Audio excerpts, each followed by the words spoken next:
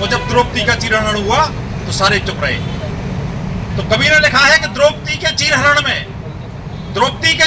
में जो भी चुप पाए जाएंगे इतिहासों के पन्नों में वो सब कायर कहलाएंगे। इसलिए मित्रों, कोलकाता में हुई महिला डॉक्टर की निर्मम हत्या के मामले में आकाशवाणी तिकट्टा पर छतरपुर के डॉक्टरों द्वारा कड़ा विरोध प्रदर्शन किया गया। इस मौके पर पैथोलॉजी यूनियन एवं मेडिकल यूनियन के पदाधिकारी भी मौजूद रहे। वरिष्ठ एवं कनिष्ठ डॉक्टर भी यहां पर बड़ी संख्या में मौजूद रहे। इस मौके पर मांग रखी गई कि सरकार को कठोर कानून बनाना चाहिए।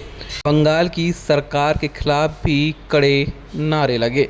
इस मौके पर जमकर ममता बनर्जी को भी कोसा गया। कहा गया कि उनके राज्य में अगर डॉक्टर सुरक्षित नहीं हैं तो फिर कौन होगा। डॉक्टर एक ऐसा पेशा है जिसमें दिन रात दोनों समय ड्यूटी करना होती है। अगर डॉक्टर सुरक्षित नहीं है तो फिर क्या होगा। इस मामले को लेकर जमकर राजनीति गर्माती रही और डॉक्टरों ने कहा कि अगर समय पर कड़े कानून नहीं बनाए जाते हैं तो डॉक्टर आगामी दिनों में एक बड़ा प्रदर्शन करेंगे। राष्ट्रपति के नाम एसडीएम को डॉक्टरों ने एक ज्ञापन भी सौंपा। तो दूसरा रास्ता तो खुला हुआ है कि आप चिकित्सा सेवा का कार्य छोड़ दें, अपने घर बैठे, लेकिन आप अपनी बहू बेटियों को कहाँ ले जाएंगे, अपनी बहनों को कहाँ ले जाएंगे। उन्हें तो इसी समाज में रहना है, तो उनकी रक्षा के लिए हमें तो तत्पर होना पड़ेगा। अपनी मानसिकता को इस तरह से डेवलप करना पड़ेगा कि हम इस तरह कोई घटना हो तो उसके लिए हम आज सीना तान के खड़े हो जाएं कि ये हमारे परिवार के हैं, हमारे समाज के हैं, हमारे मेंबर हैं। अभी है ये कि पहले भी कितने कृत्य हो चुके हैं इस तरह के। निर्भया कांड, आरुषि हत्याकांड, उसमें सरकार ने क्या किया। 12 साल 15 साल लग गए आरोपियों को सजा दिलाने में। क्या इसमें भी इसी तरह का होगा, इसी तरह की ढील दी जाएगी। हम लोग सब अपना एक दिन का हॉस्पिटल, एक दिन का प्रैक्टिस छोड़ के जो यहाँ बैठे हुए हैं, हम कुछ और ऐसा करें जिससे कि हमारी बात ऊपर तक पहुंचे एवं सरकार उसमें एक्शन ले, जल्द से जल्द एक्शन ले। चैलेंजेस होते हैं एक डॉक्टर के लिए। हम सभी ने एमबीबीएस किया है, पोस्ट ग्रेजुएशन किया है, सभी को पता है कि कितना कठिन होता है डॉक्टर बनना। डॉक्टर बनने के लिए परिवार से दूर रहना पड़ता है। बहुत सारे ऐसे कार्यक्रम होते हैं जिनको छोड़ के हमें अपनी पढ़ाई करनी पड़ती है, जिससे आगे जाके हम एक अच्छे डॉक्टर बन पाए, जनता को अपनी सेवा दे पाए। द्रोणाचार्य कर्ण जैसे महारथी थे, और जब द्रौपदी का चीरहरण हुआ तो सारे चुप रहे। तो कवि ने लिखा है कि द्रौपदी के चीरहरण में जो भी चुप पाए जाएंगे इतिहासों के पन्नों में वो सब कायर कहलाएंगे। इसलिए मित्रों, याद रखो, ये लड़ाई यार या पार की है। अगर कदम बढ़ा दिया तो पीछे नहीं होगा। 1 दिन 2 दिन 10 दिन हमारी आयु पूरी ना हो जब तक हम आपके साथ कंधे से कंधा मिलाकर खड़े होने के लिए तैयार हैं। जय हिंद, जय भारत। ये तो बहुत ही दुर्भाग्य वाली बात है। कहने की बात होती है कि महिला और आदमी और औरत एक बराबर होते हैं, ऐसा बिल्कुल भी नहीं है। एकदम बहुत ही बड़ा झूठ है ये कि आदमी और औरत एक बराबर होते हैं। हमेशा महिलाओं को इतना कमजोर समझते हैं कि किसी को कुछ नहीं मिलता है तो सीधे उनकी डिग्निटी पे अटैक करते हैं। ये बहुत ही ज़्यादा मतलब बात है ये। तो ये जो आज हम प्रोटेस्ट कर रहे हैं,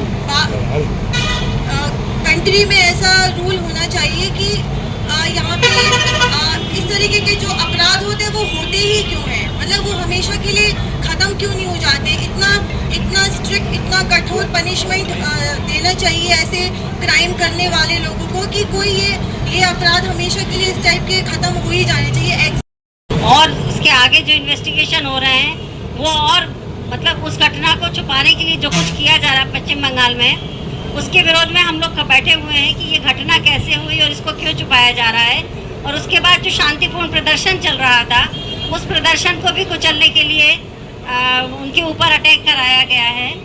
तो हमें ये उम्मीद थी कि सारे देश की जनता जो है इस प्रोटेस्ट में खड़ी होगी, लेकिन पश्चिम बंगाल में तो हो रहा है प्रोटेस्ट, लेकिन बाकी देश में सिर्फ डॉक्टर्स और मेडिकल एसोसिएशन वाले जो मेडिकल से जुड़े लोग हैं वही इसके प्रोटेस्ट कर रहे हैं। बाकी आम जनता को इससे कोई मतलब नहीं है, ऐसा लग रहा है। हमारी सरकार से ये वो है कि महिलाओं का प्रोटेक्शन हर जगह, स्कूल में, कॉलेज में, वर्किंग प्लेस में, सब जगह महिलाओं को प्रोटेक्शन दिया जाए कि उनके साथ ऐसी कोई घटना ना हो। और ये दुष्कृत्य करने वाले जो भी लोग हैं उनको ऐसी सज़ा दी जाए, या तो उनका एनकाउंटर किया जाए। हमारी तो मांग यही है कि उनका एनकाउंटर किया जाए या फांसी की सज़ा दी जाए। जैसा कि एक बार हैदराबाद में हुआ था, एक डॉक्टर डेंटिस्ट थी, उसके साथ हुआ था, तो उनके जो अपराधी थे उनका एनकाउंटर हो गया था। उसके बाद ये लगा था कि हाँ, पुलिस में भी अंदर कुछ अभी बाकी है आत्मा उनकी कि वो न्याय दिला सकते हैं। तो इसी न्याय की उम्मीद हमें इस घटना में भी है कि जितने भी इसके अपराधी हैं उनका एनकाउंटर किया जाए, जिससे उस परिवार की आत्मा को थोड़ी शांति मिले, उस परिवार को थोड़ा न्याय की लगे कि उसके साथ न्याय हुआ है। लेकिन ये है कि एक प्रश्न ये है कि ये घटना क्यों हुई है। या तो ये है कि उस जगह पे कोई ना कोई असामाजिक तत्व चल रहे थे जिनको खुलासा करने के लिए वो जो डॉक्टर थी उसने कदम आगे बढ़ाया, इसलिए उसके साथ ये घटना हुई है। तो यहाँ पुलिस प्रशासन की तो बहुत बड़ी जवाबदारी बनती ही है, और वहाँ की जो राज्य सरकार है उसकी भी जवाबदारी उससे ज़्यादा है, क्योंकि वहाँ की जो चीफ मिनिस्टर है ममता बनर्जी, चीफ मिनिस्टर भी वही हैं, होम मिनिस्टर भी वही हैं, हेल्थ मिनिस्टर भी वही हैं, फिर भी वो सड़कों पे प्रदर्शन कर रही है न्याय के लिए। वो किससे न्याय मांग रही हैं, ये नहीं समझ में आता। अपनी ही मूर्ति से न्याय मांग रही है क्या? ममता बनर्जी का ये कृत्य तो ऐसा लग रहा है कि वो ये कह रही है कि अब मुझे कुछ नहीं करना है, मैं तो सड़कों पे घूमूंगी, आप लोग करो जो कुछ करना है। तो अब इसलिए जनता को आगे आना चाहिए, और हमारे हिसाब से ऐसी सरकार को तो बर्खास्त कर देना चाहिए जो कुछ भी नहीं कर रही है। तो ममता बनर्जी की सरकार को बर्खास्त करने की मांग रखते हैं, वहाँ राष्ट्रपति शासन लगाने की मांग रखते हैं।